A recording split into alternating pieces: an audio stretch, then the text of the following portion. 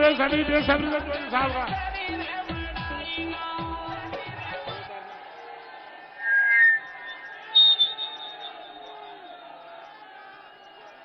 राम राम जी।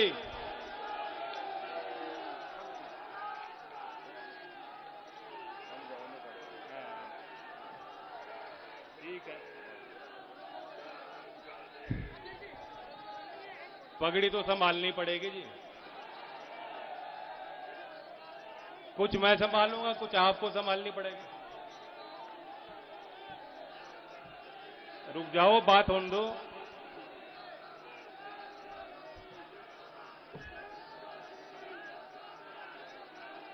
आदरणीय सोमपाल शास्त्री जी, उतारनी पड़ेगी।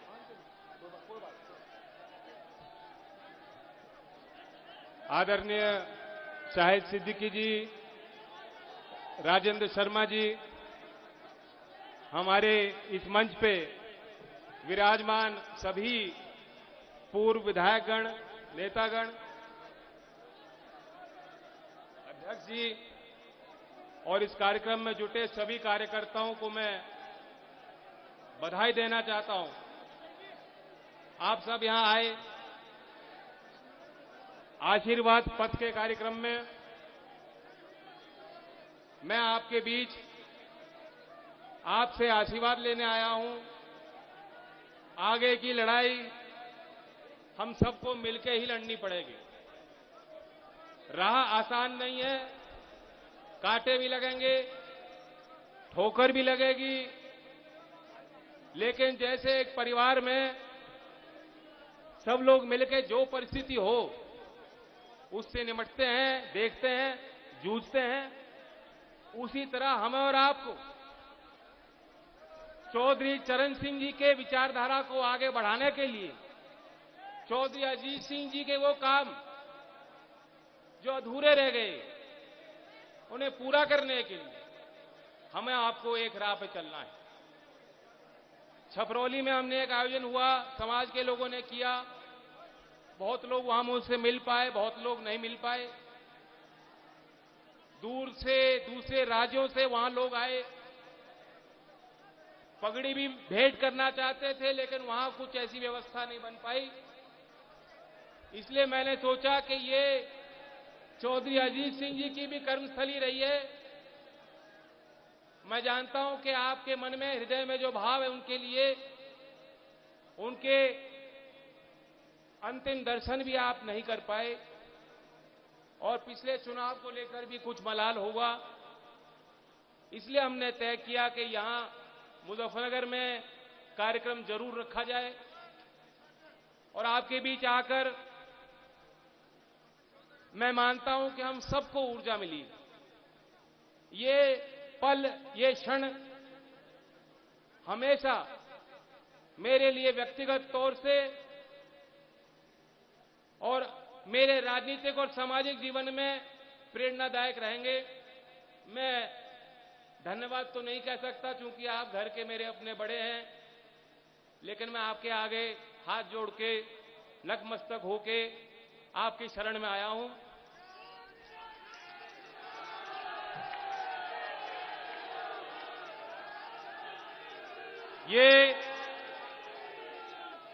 ये जो घड़ी है, हम और आपको गहरी चोटें लगी हैं, आघात हुआ है, आपके ऊपर कष्ट लगातार बढ़े जा रहे हैं। जो अगली पीढ़ी है, जो गांव में हमारे होनहार बालक, नौजवान, मेरी बहनें, जो कुछ भी इन्होंने सपने देखे अपने जीवन के लिए, उन्हें हासिल करना भी उनके लिए दुर्लभ होता जा रहा है। अंधकार है और शायद कभी हमने और आपने ऐसी कल्पना नहीं की होगी कि हमारे और आपके मत से जो सरकारें बनेंगी वो इस कदर आपके प्रति अनदेखी करेंगी और अनदेखी ही नहीं, आप पे वार करेंगे। लखीमपुर के उस घटना का प्रभाव पूरे देश में है। जो किसान वहां उन परिवारों के बीच नहीं पहुंच सकते, वे भी अपने घर में बैठे बैठे वह जो आंसू रो रहे हैं, वे उस परिवार के दर्द है। ये नाम आपको याद रखने हैं। ये सरकार चाहेगी, पूरी कोशिश करेगी कि लोग भूल जाएं बातों को, लेकिन हमें वे नाम याद रखने हैं लखीमपुर के उन किसानों के। मैं लवप्रीत के घर पे उनके घर वालों का दर्शन मैं कर पाया। 18 साल का नौजवान था, कोई दोष नहीं इसमें। आपके लिए कुर्बानी दी लवप्रीत ने। दिलजीत, नछत्तर सिंह, जिनके बेटे आर्मी में हैं, और उनकी एक बात मैंने अखबार में पढ़ी, घर वाले बता रहे थे, अपने बेटे को कहा करते थे, बेटा तू देश की लड़ाई वहां लड़ रहा है और मैं किसानी करके देश की लड़ाई यहां लड़ रहा हूं। ऐसे थे नछत्तर सिंह जी। गुरविंदर सिंह, जिनके घर के लोग मानते हैं कि उन्हें गोली लगाई गई, पोस्टमार्टम की रिपोर्ट में उसका खुलासा नहीं हुआ। और रमन कश्यप, जो पत्रकार, ये नाम आपको याद रखने हैं। हर 5 साल में वोट का मौका होता है, मुद्दे बदल जाते हैं, कुछ मुद्दे वही रहते हैं। इस चुनावी समर में जब लोग आपके पास आएंगे, जो लोग आज मुंह पे ताला लगाए बैठे हैं, दुबक्के छुप रहे हैं, वो सोच रहे हैं ये माहौल बदल जाएगा, लोग भूल जाएंगे। ये जो नाम मैंने आपको बताए, नाम उनके आगे आपको लेने पड़ेंगे हर गांव में, और उनको पूछना होगा तुम कहां थे।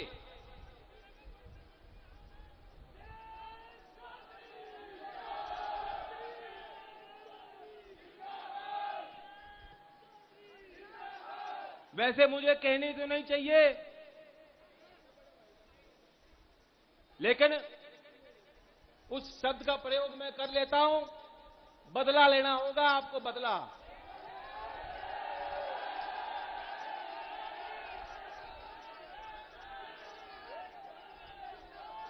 मुझसे पहले सोमपाल जी ने चौधरी साहब की आपको यादें दिलाई। वे बात हमें याद रखनी चाहिए। कैसे कैसे करके चौधरी साहब की जो इच्छा थी कि गांव में पल रहे लोगों का अस्तित्व हो, देश की मुख्यधारा में वो आए, किस तरह आपने उनके साथ वह यात्रा तय की और बड़े मुकाम तक उनको पहुंचाने में आपका हाथ था। मैं आपसे कहता हूं कि वो ताकत आपकी, आप भी भूल गए, हम भी भूल गए, देश का किसान भूल बैठा। अब वक्त आ गया हम फिर याद कर लें। आज जो सरकारें हैं जो किसान का शोषण कर रही, मोदी जी कहते आय दुगनी हो गई, तो 2-2.5 महीने बचे हैं, आय किसी की दुगनी हुई क्या? आंकड़े भी आपके बीच रखे गए, आधी हो गई, आय तो आधी हो गई। कोरोना काल में सारे छोटे बड़े काम धंधे व्यापार ठप हो गए। जो लोग छोटे छोटे कारखाने कुटीर उद्योग चलाते थे, बंद करना पड़ा। जिनको शहरों में नौकरियां मिल रही थी, उनको घर लौटना पड़ा। यहां तक कि मजदूरों को भी कई सौ किलोमीटर किस तरह से भाग भाग के छोड़ के उनको आना पड़ा। आपने अपने चौधरी अजीत सिंह जी को भी उन दिनों में खो दिया। घर घर में वेदना है, कष्ट हैं। हम कैसे उन बातों को भुला देंगे? लेकिन उन्हीं दिनों में जहां आपकी पीड़ा बढ़ी, कुछ लोग मौज कर रहे थे। एक अंतर्राष्ट्रीय एजेंसी है फोर्ब्स, वो हर साल सूची निकालती है कि दुनिया में सबसे अमीर लोग कौन हैं।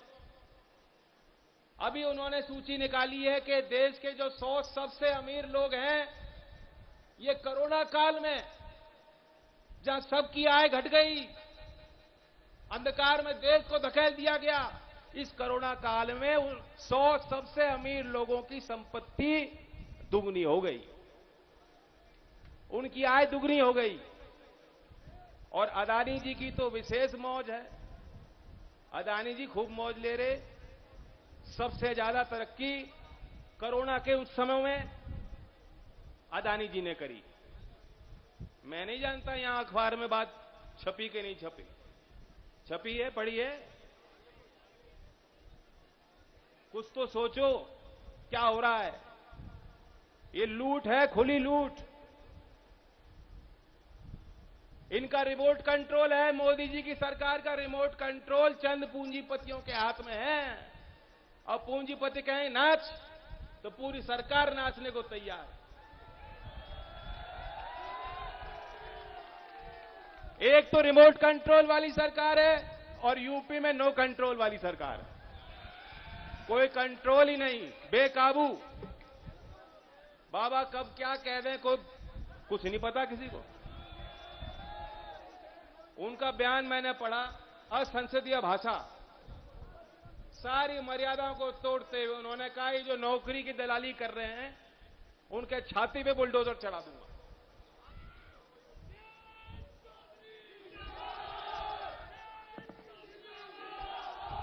मैं तो आपको कह रहा हूं योगी जी, बुलडोजर चढ़ाने का शौक है ना।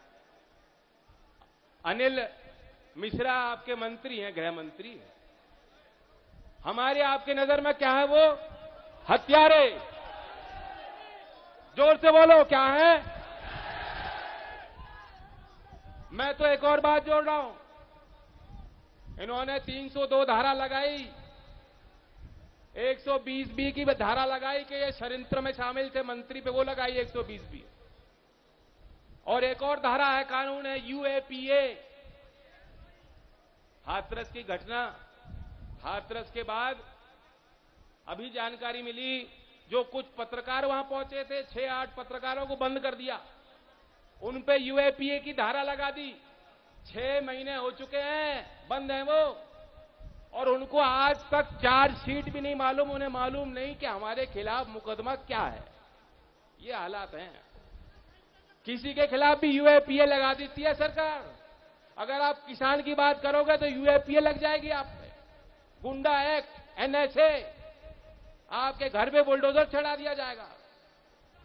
और यहां पीछे से गाड़ी चलाकर किसानों को जो रौंद देते हैं, हमारी और आपकी नजर में वो क्या है? आतंकवादी। जोर से बोलो, आतंकवादी। हमारे यहां कोई तालिबानी नहीं आने वाला। ये है नए अंग्रेज, काले अंग्रेज। ये है हमारे लिए आतंकवादी। मैं तो मांग करता हूं योगी जी, अगर दम है तो, अगर हिम्मत है तो,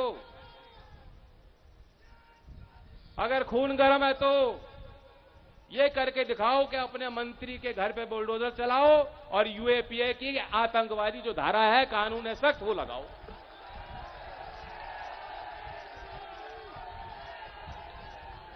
पांच दिन तक मैं यूपी पुलिस को लताड़ खूब रहा हूं, लेकिन वो हमारे ही हैं जवान, उनकी गलती नहीं। वो तो ऊपर से उनके हाथ बांधे गए। 5 दिन तक गिरफ्तारी नहीं हुई बच्चे की। इसकी मंत्री का लड़का घर में ही बैठा था दुबक्के। मंत्री खुद कह रहे हैं कि तो घर में बैठा था, बाहर जाके नोटिस चिपका रहे हैं कि पूछताछ के लिए आ जाओ भैया। कभी आपने ऐसा होता देखा है? किसान की तो हालत ये, अपने खेत से मिट्टी लेकर जाएगा तो आपके पीछे पुलिस लग जाती है, जैसे बहुत बड़ी चोरी कर दी हो आपने। और इनके यहां घर पे नोटिस लगा जा रहा है, भाई 5 दिन में भी गिरफ्तार नहीं हो पाया। सर्वोच्च न्यायालय ने फटकार लगाई, उसके बाद जो है उसको बुलाया गया, तब भी उठा के पुलिस नहीं ले गई। वो खुद पहुंचे हैं वहां से, और गर्म चाय पिलाई जा रही है उनको, मिठाई खिलाई जा रही है। किस बात की? तो ये सरकार की सोच यहां से पता लगता, यहां से इनकी पोल खुल जाती है। बातें बड़ी मीठी मीठी करेंगे।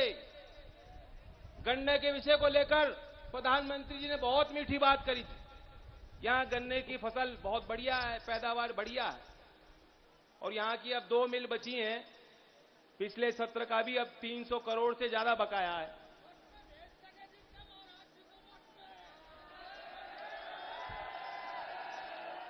लेकिन जब भी बाबा का बयान सुनो, कहो कि हमने गन्ने में तो किसानों के लिए सारे रिकॉर्ड तोड़ दिए। क्या रिकॉर्ड तोड़ दिया आपने?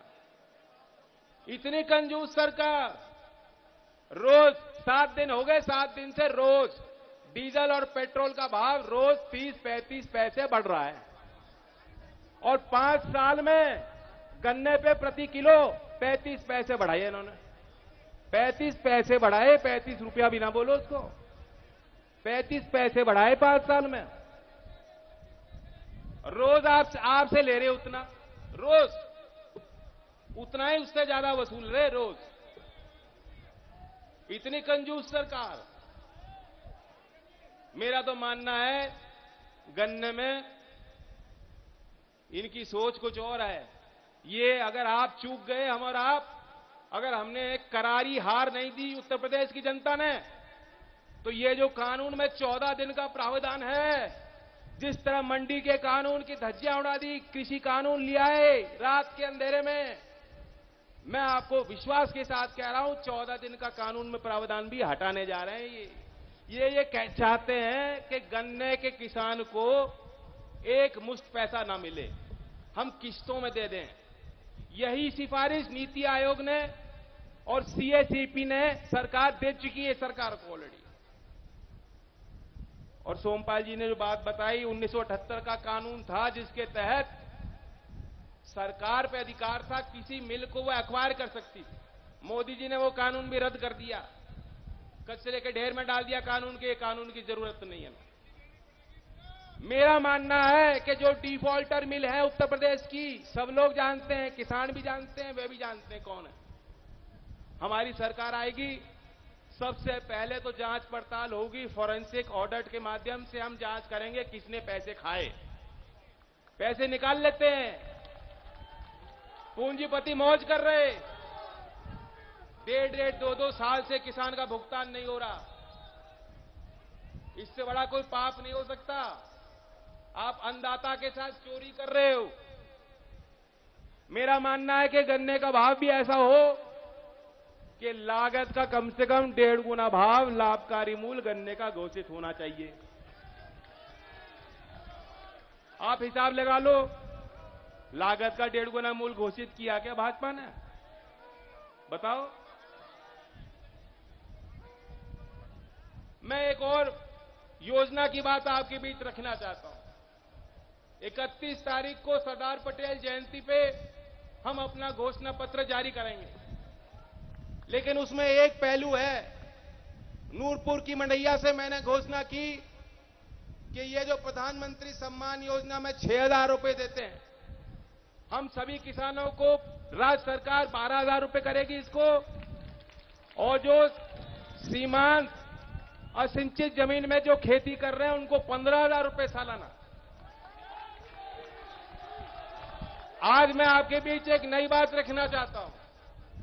आज महान विचारक, स्वतंत्रता सेनानी जयप्रकाश नारायण जी की जयंती है। 1950 में, क्योंकि जयप्रकाश गांधीयन फिलॉसफी को मानते थे और विनोबा भावे से प्रभावित थे, चौधरी साहब भी बहुत पक्के गांधीवादी थे। 1950 में जयप्रकाश नारायण ने अपना विजन पेश किया और उसे उन्होंने कहा सर्वोदया प्लान। क्या कहा? सर्वोदया प्लान। हमारी सरकार आएगी, मैं बताना चाहूंगा कि सर्वोदया प्लान का मतलब क्या है।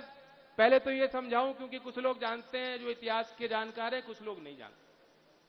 सर्वोदय योजना, सर्वोदय का मतलब सबका विकास। ये मोदी वाला नकली वाला नहीं है। 5 मुख्य स्तंभ हैं उसके। एक तो मानवतावादी सोच को बढ़ावा देना, दूसरा, हर एक व्यक्ति इंसान को जो उसकी संभावनाएं हैं जीवन की, उसे वो आजादी देना कि वो पूरा कर पाए, यानी मानव संसाधन का विकास, उसमें कोई बाधा, कोई अड़चन ना हो। दूसरी बात। तीसरी बात, जाति के बंधन से छुटकारा देना समाज को। चौथी, राजनीतिक क्षेत्र में विकेंद्रीकरण, सत्ता का विकेंद्रीकरण हो। पांचवी, अमीर और गरीब का फासला समाप्त, समाज में आर्थिक असमानताओं से छुटकारा दिलाया जाए। ये 5 मुख्य स्तंभ हैं जयप्रकाश नारायण जी द्वारा, जो उन्होंने पेश किया 1950 में सर्वोदया के नाम से। मैं आज आपके बीच ऐलान करना चाहता हूं कि हमारी सरकार बनेगी तो उन्हीं की स्मृति में सर्वोदय योजना के तहत इन 5 बिंदुओं पे हम आकर्षक योजना बनाएंगे। पहली योजना, आपको पता है कि चौधरी अजीत सिंह जी ने बहुत सख्त दंगा रोधक कानून बनाया था। वह कानून नहीं बन पाया, वरना जो दुर्गति यहां हुई, जो माहौल आज बनाया जाता है कि 1947 में जिस वर्ग ने फैसला किया कि ये मेरी माटी है, ये मेरी धरती है, आज हर मोड़ पर उनसे पूछा जाता है कि साबित करो अपनी देशभक्ति, प्रमाण दो हमें। इस माहौल को कभी हम खड़ा नहीं होने देंगे। हमारी सरकार आएगी तो सभी वर्ग के लोग, बहुसंख्यक हों या अल्पसंख्यक हों, उनको सुरक्षा की पूर्ण गारंटी राष्ट्रीय लोकदल की सरकार दिलाएगी। दूसरा पहलू था मानव विकास। मानव संसाधन का विकास कैसे होगा? बेहतर शिक्षा देके होगा, बेहतर तालीम देके होगा, और कोई रास्ता नहीं। अब शिक्षा का स्तर बेहतर करना है, और उसके अंतर्गत हमारी योजना क्या है? हमारी योजना यह है कि जो दुनिया में सर्वश्रेष्ठ प्रतिष्ठित विश्वविद्यालय हैं, 500, कुछ हमारे देश में IIT हैं, IIMs हैं, कुछ दुनिया में हैं, जहां भी हो, अगर कोई SC ST या पिछड़े वर्ग से बच्चे को वहां एडमिशन मिल जाती है तो उसका खर्चा हमारी उत्तर प्रदेश की सरकार उठाने का काम करेगी।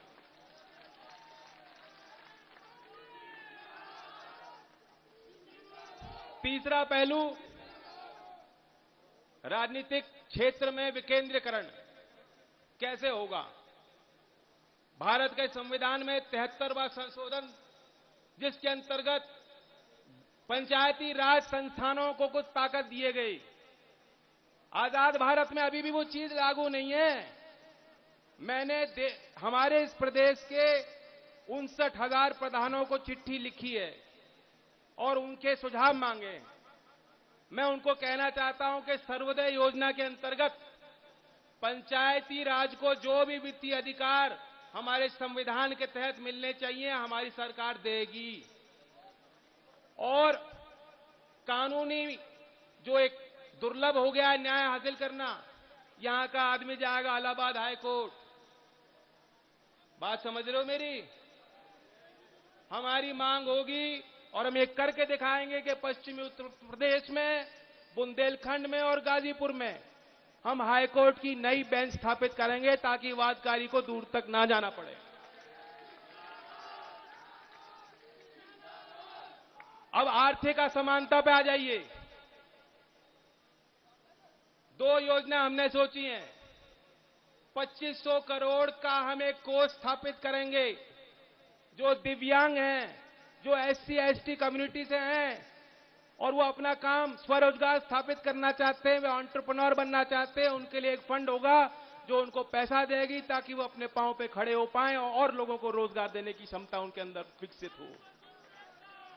2500 करोड़ का जो कृषि के क्षेत्र में नई टेक्नोलॉजी लाते हैं, एग्री स्टार्टअप, उसे कहते हैं एग्रीकल्चरल स्टार्टअप, 2500 करोड़ रुपए का कोष हम उनके लिए स्थापित करेंगे ताकि गांव में अगर कोई कोल्ड स्टोरेज बनाना चाहता है, कोई सीड बैंक बनाना चाहता है, कोई ड्रिप इरिगेशन या नई विधि को किसानों तक पहुंचाना चाहता है, कोई नया बीज विकसित करना चाहता है, उसको पैसा राज्य के सरकार के उस कोष से दिया जाएगा। तो ये कुछ योजनाएं हैं मैंने आपके बीच रखी हैं, और मोटा मोटी तो ये मान लो राष्ट्रीय लोकदल किसानों की फौज है। हमारा वर्कर अपनी छाती आगे करेगा आपसे, आप पे कोई आंच ना आए, और जब आपकी सरकार बनेगी, जो फौज है आपकी, वो ये सुनिश्चित करेगी कि आपकी पूरी मौज हो, मौज। तो आप सब बहुत सतर्क रहने की जरूरत है। मुझसे पहले लोगों ने, वक्ताओं ने बात रखी, मुजफ्फरनगर का आदमी उस बात को जानता है, समझता है।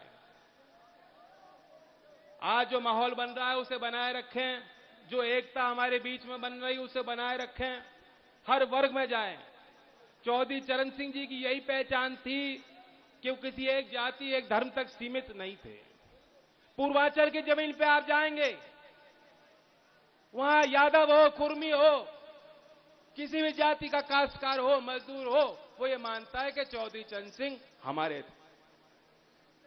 जब तक हम ऐसी भावना दोबारा पैदा नहीं करेंगे, आपका ये मंच मजबूत नहीं हो पाएगा। तो इसलिए मैं आपसे कहना चाहता हूं कि अगर आप मुझे पक्के वाला आशीर्वाद देना चाहते हो, पक्के वाला ही देना चाह रहे हैं ना, तो तब होगा अगर हम और आप निकल पड़ेंगे। गांव में जाइए, बस्ती में जाइए, घर घर जाइए, समझाइए लोगों को।